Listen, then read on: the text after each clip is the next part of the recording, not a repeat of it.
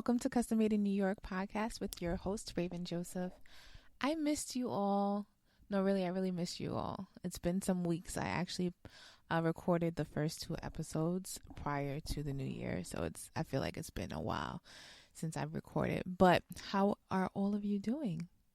I hope you're well. So this week's episode 2, Seeking Validation. I'm just going to go over the pros and cons, I guess. Just talk about, not even pros and cons, just talking about seeking validation and what it looks like and things of that nature. So the reason why I wanted to talk about this is because some things I've been seeing on social media for some time. And I just feel like some people are so obsessed with being validated by other people, especially people that they do not know. It's just weird to me. I feel like we should not be, as a society, we shouldn't be so obsessed with what people think about us, especially on the internet. Because I remember when I was watching the National Geographic show with my mom. I wasn't even watching it. I just happened to walk in and she was watching it. And there was an African tribe. I don't know what the tribe was called, but I don't know why this is like embedded in my brain. But I must have been in elementary school when I saw this. And there were these women in the tribe that would put disc in their lip, right? So the larger the disc in their lip, like their lips sometimes were going past their bosoms, right? The larger the disc that could fit in their lip, the more beautiful they were. And it's just like, in America, you know, they would probably think that these people are hideous. You understand? And I say this to say, like, everywhere you go, someone's going to think you're beautiful and another person's going to think that you're ugly. So the constant seeking of validation, I feel like you need to seek validation for yourself. Because if you're always looking for validation outside of yourself, I think that you're going to go crazy. Pretty much. Like, you're going to drive yourself crazy trying to please people all the time. And I think we have a habit of doing that. Like, people have a habit of people pleasing. I'm guilty of that. Very guilty of that. And I also have a student, and because I've experienced that and I'm trying to cut that out. I have a student who, in the beginning of the school year, she would constantly come to me for like every 2 questions or every activity just to make sure that it was right. And I had to tell her, like, I need you to be confident in yourself. I need you to trust your answer. I need you to trust your response. And now, like, and even with that process, I didn't want her to feel like I was pushing her away because, you know, I'm there to support her. But I could see that it was kind of unhealthy. Like, she was so unsure of herself, and it seemed like she was really nervous. And it just made me think, like, is it like that for at home? Like, she's like always like obsessed with somebody telling her she's doing something wrong. I don't know, but it just seemed like it was so unhealthy that I would tell her. But I will also put marks on her paper, like, see, I told you got it. You know, like, I knew you were going to get it. Like, you got to be, you know, believe in yourself. And now she does it less often, but I still remind her, like, we had our midterms, I graded midterms today, and I reminded her, like, you're so smart, you know, like, just so she remembers for herself, like, you don't always have to second guess yourself. And I don't know where we get that habit from. I feel like for me, in my experience, that came from like always getting in trouble. Like, seriously, when I was in pre-K and kindergarten, I was a terror. Oh my gosh, I was a terror. Like, I was always getting scolded for something, and that made me want to change. I remember, like, pre-K to kindergarten, I got placed in the lowest class in kindergarten.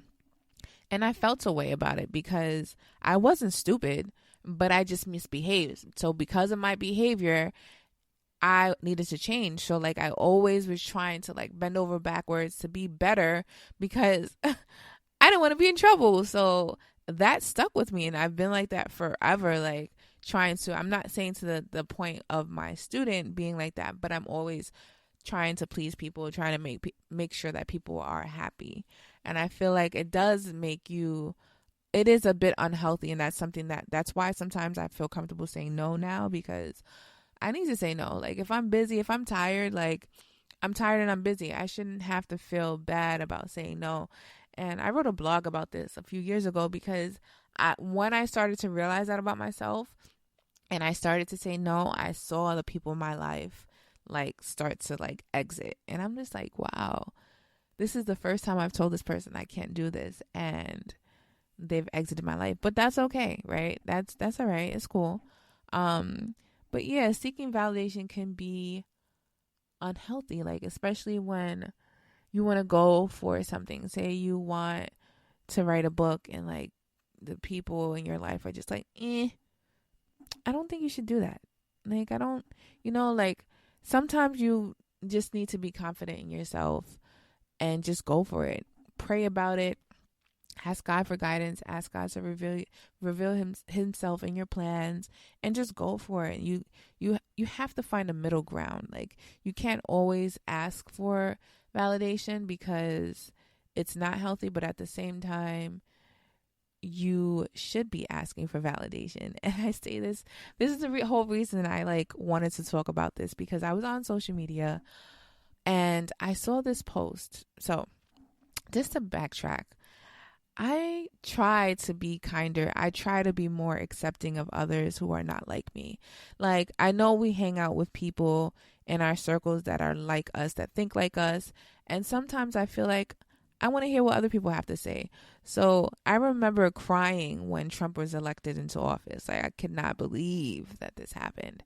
So I was like, I don't want to hate Trump and his supporters. Like, I feel like I'm a Christian woman. I feel like I believe in God. I'm a child of God first. And I feel like it's not right for me to hate somebody else. No, this is really serious. Like, this is so serious. And I say this from my heart, like, but I really felt some animosity, like some, like, blood boiling. Like, it was bad. It was a bad feeling. So to combat that, I was just like, let me be more open-minded. Raven, you got to try. You got to see people for their souls. Like, you got to see them for the individual that they are. And, you can't like distance yourself from people who want to vote for other people, like, that's crazy. But in my head, like, it was what it was at that point. Like, don't talk to me if you voted for this. Don't. But, so I tried to be better about it. So I started to follow Trump supporters on social media. I would say I probably followed about 6 people. And within the first couple of weeks, I had to unfollow. I'm like, I can't do this. I can't with this ignorant ish. I just can't. But I do follow one woman. She's an African American woman. Her name, I think, is Angela Stanton or Staten. Yeah, and I actually looked at her page, and I understand why she supports Trump. Like, her story, you would have to go to her page to see, but kind of like her story was like she hit rock bottom, and I guess, I don't know if it was a policy that he had, or somehow she made it to the top because of Trump. So I understand why she would say, like, she supports him, because if it wasn't for whatever happened, like, she wouldn't be in the better situation that she's in. So I follow her. I see a lot of rhetoric on there. Like, I see a lot of things that I'm just like, I don't agree with, but, I still follow her. And, yeah. So recently she posted this comment, or I guess it was from Twitter, but she added it to her Instagram. It says, "Dear Black America," remind you she's Black, "for the year of 2020, can we please stop voting with blind allegiance? We all voted blindly in 2008, and now the sons of this nation are full-grown women. #politics with the American flag." I don't know, but this is what I say when I'm encouraging people not to always want to seek validation, but in this sense, hell yeah. See, like, who are your friends? Like, why do you feel like it's okay for you to post? And I know, like, I do believe in the freedom of speech. I mean, let me just say that I really do. Like, I didn't like when I heard that Twitter was trying to have like the 4 responses. I think that's tacky. I feel like people should be able to say what they want to say. But I just feel like there are a lot of people that follow her, especially white people, and the things that I see under the comments, I feel like encourages the hate of black people. And I understand her stance is, her defense is black on black crime. Like, don't say nothing to her about what she says because these black people be doing X, Y, and Z to each other.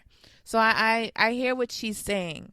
But why would you feel like it's okay to say something knowing that the LGBT community struggles each and every day, to say that President Obama is to blame for trying to have them accepted? Like, I feel like her stance on that, she should have kept it quiet. Like, that, I feel like now, sometimes honestly, I feel like she's doing it for fame. Like, do you really believe that in your heart, or you just like that so many people be coming at you for all these crazy comments? Because seriously, there will be thousands of comments, and sometimes I just feel like she just says it for clout. Social media has brought it to a place where a lot of people are doing things just to get attention, and it's sickening. And I feel like some people do it for clout, and I just think that a lot of us ignore certain situations, especially posts like, oh, it's not my page, so I shouldn't care, right? But social media is social media. Social media is a place to interact. Social media, like, comments spread like wildfire. Like, that whole situation where that girl got kidnapped. Honestly, the morning that I saw that, I didn't believe it. I honestly didn't believe it. I'm like, in front of her mom, she got, like, it didn't sync well with me, at that moment. Still said a prayer though, because it could have just been me, like, but it didn't feel like that was real. But I say this to say, like, social media spreads like wildfire, and I feel like, y'all may not agree with me, but I really feel like it's our responsibility when people are posting crazy ish like that, like, to check them, because that is contagious, and we already have issues as it is. So for you to put stuff like that, like, just comments that encourage the hate against us, I feel like we should be checking ourselves about that. And I say that as people of color, we should be checking one another when we're saying stuff like that that's going to encourage the hate. Like, if you're having a dialogue about something, that's one thing. But when you're posting stuff and you're talking about, oh, hashtag, I did say something to her when I saw that. I was just like, I was with you up until this point. Like, and she was like, well, I believe in masculinity. Like, it's 2020, boo-boo. Like, let people be who the hell they're going to be. Just like we're letting you sit on social media and say whatever you want to say. Don't try to hate on other people and make people feel like that's something that we should be voting against. That's all I'm saying. Like, it's our responsibility to stop that. There needs to be a middle ground with you not wanting to hear what people have to say. You want to do your own thing, whereas it's actually hindering people around you and it's affecting people around you, and whether or not they want to interact with you because you're pretty much a bitch. I didn't say the word. I spelled it out. bitch. Okay? So yeah, find that middle ground. Decide on what your values are when you're thinking about, second guessing yourself. Like, what's important to you first. Check in with God, like, figure it out for yourself. And then you might want to ask some people, like, what do they think about something. But you don't always have to necessarily go with what people say, right? And for those of you who are very opinionated and I'm coming at you, I don't know you because I don't really know opinionated people. Like, they're not in my group of my circle, but you know yourself, and if this speaks to you, like, check yourself, like, be mindful. Like, this is a world where regardless if you feel like you just want to be a loner and you're not around people, yeah, in conversations when you work, where you work, if you work with other people, it does affect other people. So you have to keep that in mind. Yes. So thank you for listening. Please comment and subscribe. I will speak to you next week. Adios.